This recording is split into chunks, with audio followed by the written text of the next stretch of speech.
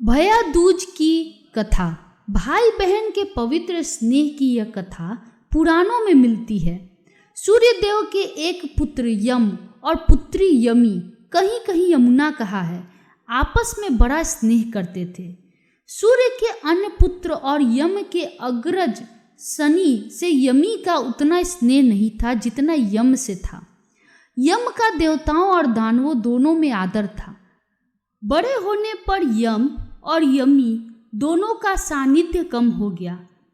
यद्यपि भाई बहन का पवित्र आकर्षण कम नहीं हुआ था।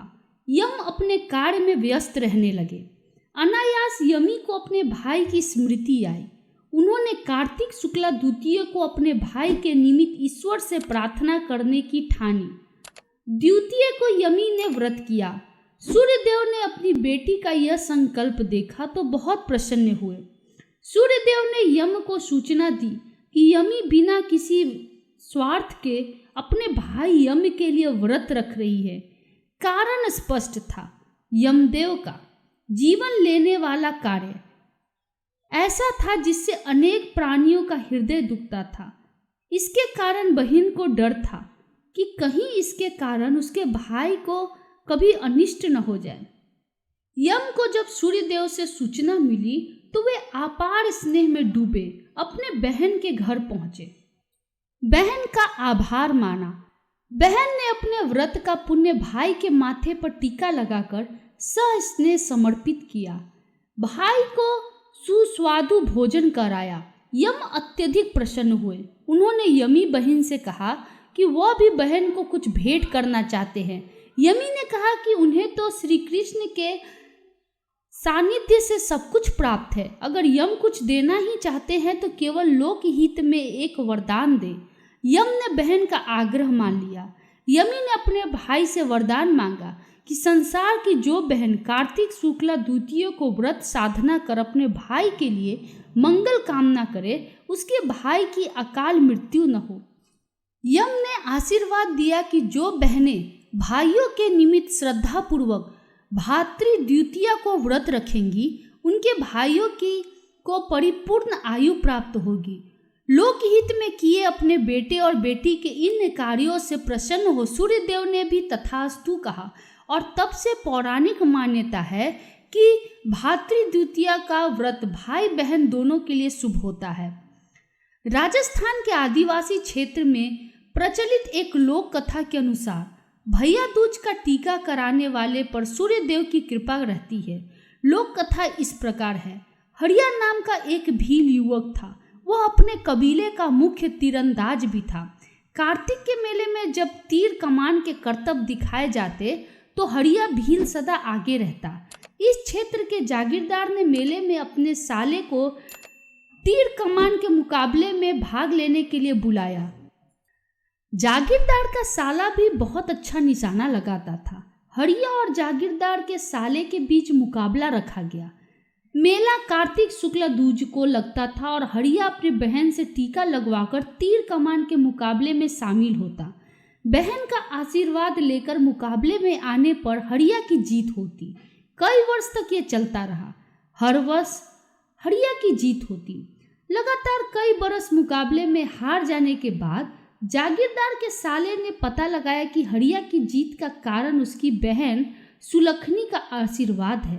बस उसने भाई दूज के एक दिन पहले हरिया की बहन के घर खबर करा दी कि हरिया भैया दूज का टीका कराने नहीं आएगा और उसने बहन को अपने घर बुलाया है। हरिया की बहन सुलखनी भाई दूज को व्रत रखती थी। अपने आशीर्वाद का टीका भाई के माथे पर लगाती थी। बहन का व्रत और आशीर्वाद हरिया को सब प्रकार सुखी रखता था। अतः बहन ने व्रत नहीं छोड़ा। हरिया का संदेश पाकर उसकी बहन महालक्ष्मी का पूजन कर दूसरे दिन अपने भाई के घर के लिए निकल गई। जागीरदार के साले के आदमियों ने हरिया की बहन को जंगल में घेर लिया और उसके हाथ पांव बांधकर एक खड्डे में पटक दिया। बेचारी सुलखनी रात भर सूर्य भगवान का नाम लेती रही। दूसरे दिन ही तो भैया दूज थी। सदा की भांति कार्तिक शुक्ला द्वितीय को हरिया को तीर कमान के मुकाबले के लिए जागीरदार साहब के साले साहब की चुनौती मिली। हरिया भी मेले में जाने के पूर्व अपनी बहन से टीका लगवाने चल पड़ा। हरिया अभी आधा रास्ता ही पार कर सका था कि उसने अपने घोड़े को बिदकता देख हरिया घोड़े से उतर गया। उसने घोड़े को खुला छोड़ दिया। घोड़ा तेजी से उसी तरफ दौड़ा जहां हरिया की बहन खड्डे में पड़ी थी। हरिया घोड़े का पीछा करते हुए अपनी बहन के पास आ गया। उसने बहन के हाथ पांव खोले, सारा किस्सा जाना। उसने बहन के घर जाकर बहन से तिलक लगवाया और तीर कमान के मुकाबले में शामिल होने अपने गांव आ गया।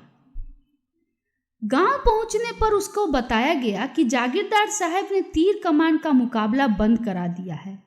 हरिया सीधे जागीरदार साहब की हवेली पहुंचा। जागीरदार ने बताया कि उसके साले को आज सवेरे से ही दिखाई देना बंद हो गया है। जागीरदार की पत्नी अपने भाई की आंखें चली जाने से दुखी है।